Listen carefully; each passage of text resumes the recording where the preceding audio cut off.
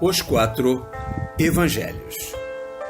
Marcos capítulo 10, versículos 10 a 12. Mateus capítulo 19, versículos 10 a 12. Resposta de Jesus à pergunta que lhe dirigiram os discípulos acerca das condições do casamento. Os que são eunucos desde o ventre materno e que assim nasceram.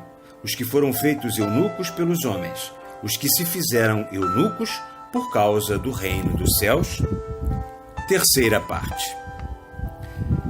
Interpretando as palavras de Jesus, especialmente estas, há os que se fizeram eunucos por causa do reino dos céus.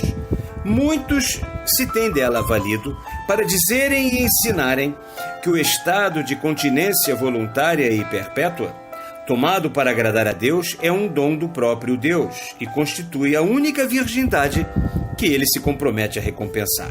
E que Jesus aprovou os votos, implícitos ou explícitos, de celibato e os aconselhou, sendo isso o que levou a Igreja a fazer do celibato uma condição obrigatória para os padres e os membros das ordens monásticas e religiosas de ambos os sexos.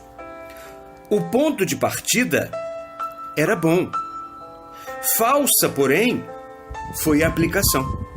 Pela inteligência que vos demos das palavras de Jesus, para as entendais em espírito e verdade, deveis perceber que a Igreja não as compreendeu e lhes deu falsa aplicação. Sim, o celibato voluntário é agradável ao Senhor quando promana de um sentimento puro e desinteressado. Desde que não se sintam fortes para cumprir dignamente com a abnegação e o desinteresse necessários os deveres que a Constituição da família impõe, fazem bem aos olhos de Deus o homem e a mulher, abstendo-se de a constituírem, qualquer que seja o sacrifício material carnal que isso lhes custe. Quer um, quer outro, porém, deve ter e conservar sempre a liberdade de se encaminhar para o matrimônio, para a vida de família, logo que se sinta com força bastante para cumprir, segundo a lei divina, as obrigações que daí decorrem. Em se verificando tal condição, enveredar por aquele caminho representa ao mesmo tempo uma necessidade e um dever, pois que será a consagração das leis da natureza.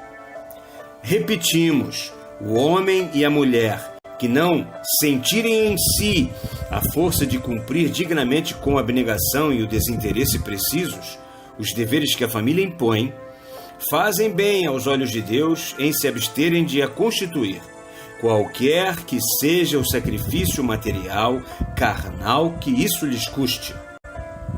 Mas que essa abstenção não venha a subtrair da grande família humana um número considerável dos seus membros, que não se torne uma coroa que cause orgulho, sob a influência deletéria ou do misticismo, ou da preguiça, ou do fanatismo, ou da ambição, ou do egoísmo. Para que serviria em tal caso? Para alimentar no coração o orgulho, o desvario e para fortalecer uma confiança ilusória. Não disse Moisés que Deus fizera ouvir estas palavras? Não é bom que o homem esteja só? Não é bom que o homem esteja só, porque em contraposição a um que saiba dominar a carne, 1000 outros sucumbirão na sombra sob o seu jugo e se tornarão hipócritas. Homens, sois solidários uns com os outros. Devei-vos auxílio e amparo mútuos. Não desmancheis, pois, a obra de Deus. Indolentes à obra. Tendes o dever de trabalhar para o empreendimento geral. Estais na obrigação de trazer a vossa gota d'água para o rio que corre sem cessar. A Igreja se extraviou, interpretando as palavras de Jesus no sentido de fazer do celibato perpétuo, por voto explícito, uma obrigação imposta ao padre e aos membros das ordens religiosas e monásticas dos dois sexos. De prescrever, por voto implícito, ao homem ou à mulher que se sentem fortes bastantes para o casamento, para a vida de família, que se furtem às leis naturais, que se sequestrem como meio de ganhar o reino dos céus. Jesus prometia recompensa à virgindade, mas a virgindade que constantemente livre de e oriunda de um sentimento puro e desinteressado, no sentido que vos acabamos de revelar, das suas palavras, se mostre ativa e produtiva. Jamais ele prometeu recompensa alguma à preguiça, à indolência. Entre vós, alguns conquistaram a palma do triunfo. Quantos outros, porém, a viram cair a seus pés, reduzida a pó, justo no momento em que se supunham poder arrebatá-la.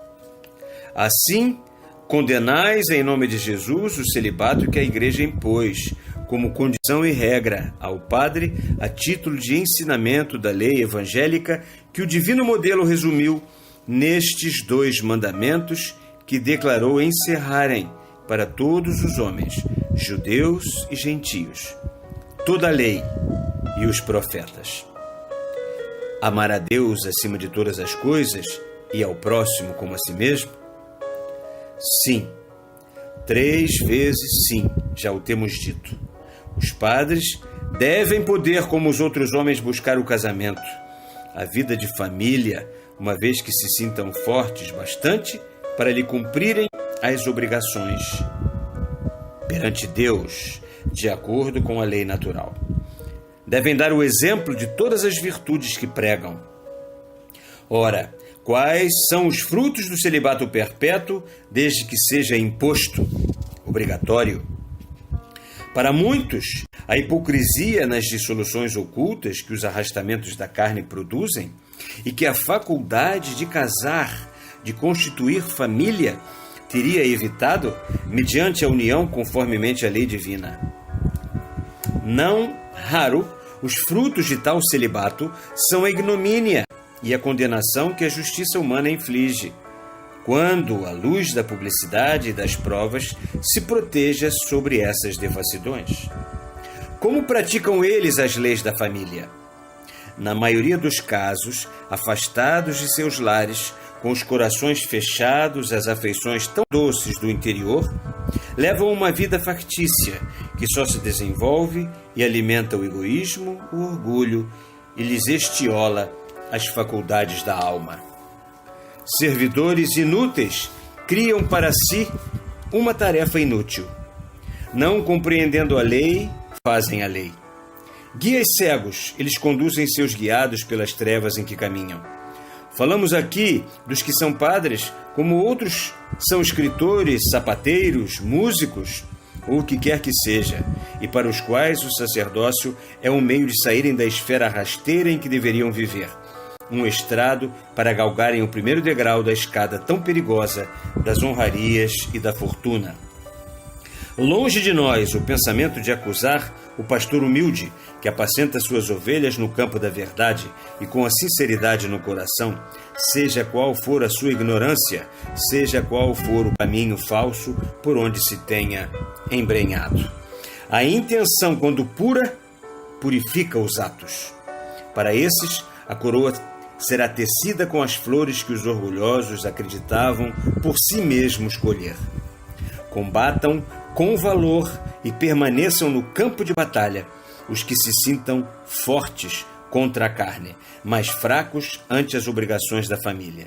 Porquanto, se retirarem da luta, como poderão ser vitoriosos? Cada um deve experimentar-se a si mesmo e jamais enveredar por um caminho, qualquer que este seja, senão com o firme e consciente propósito de ir até ao fim. Que se deve pensar das ordens religiosas que praticam a hospitalidade, a caridade e às quais o celibato também é imposto? A cada um de acordo com as suas obras. A obra é consequência do pensamento. O egoísmo não pode produzir senão frutos mirrados. Essas ordens terão que se sumir ou se modificar em consequência do advento da Era Nova, por efeito da sua influência e da sua atividade, pela conquista da liberdade sob as irradiações da luz que a revelação espírita atual vem projetar, explicando e ampliando em espírito e verdade o pensamento de Jesus, oculto nestas palavras: há os que se fizeram eunucos por causa do reino dos céus. Sumir-se? Não. Modificar-se, sim. Porque, ao contrário, vereis as associações de caridade se constituírem e se multiplicarem ao infinito.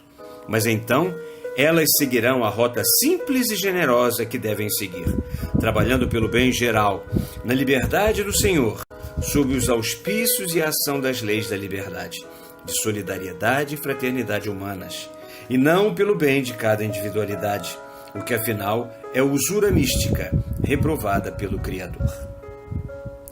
Pretendeu-se que os versículos 10, 11 e 12 de Mateus eram uma interpolação praticada por algum gnóstico ou maquineu que se aproveitou de uma palavra relativa ao casamento para introduzir no texto evangélico um pretenso testemunho em favor das opiniões da sua seita acerca do celibato ou mesmo da castração. Acrescentou-se que o ardoroso misticismo desses sectários e também dos cristãos, cujas ideias se aproximavam das deles, não recuava sequer ante esta última e terrível consequência, que a história de Orígenes é por demais conhecida para que seja preciso recordá-la, que Justino, em sua primeira apologia, cita o exemplo análogo de um mancebo de Alexandria, que, para responder às acusações de imoralidade que lhe faziam, quis submeter-se à mutilação, sendo, porém, impedido de levar a efeito esse propósito, graças à oposição do magistrado romano, e que a algum místico dessa espécie se deve atribuir a intercalação dos versículos 10, 11 e 12 no Evangelho de Mateus. Semelhantes interpretações só se podem atribuir à orgulhosa ignorância dos materialistas ou a dos homens, que não sabem compreender o pensamento do Cristo, por incapazes de levantar o véu da letra que, intencionalmente como convinha, cobriu o espírito. O orgulho, o desejo de criar novidades sempre arrastam o homem, desprovido de sentimentos puros, únicos, que lhe podem dar luz, ele envereda pelo caminho tenebroso. Todavia, como já vos temos dito, todos os desmentidos opostos às verdades recebidas também atingem os erros e as falsidades aceitas, e assim sempre servem. Quando soar a hora, a verdade se erguerá pura e vitoriosa, deixando o solo a seus pés juncado de erros e falsidades que em torno dela desmoronarão.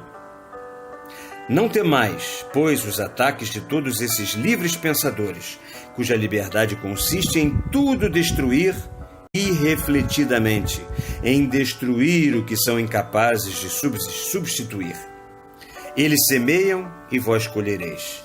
A resposta de Jesus aos discípulos vos foi por nós em seu nome explicada e desenvolvida, em espírito e em verdade. O que estava secreto está agora conhecido. O que estava oculto está agora descoberto. Graças a Deus.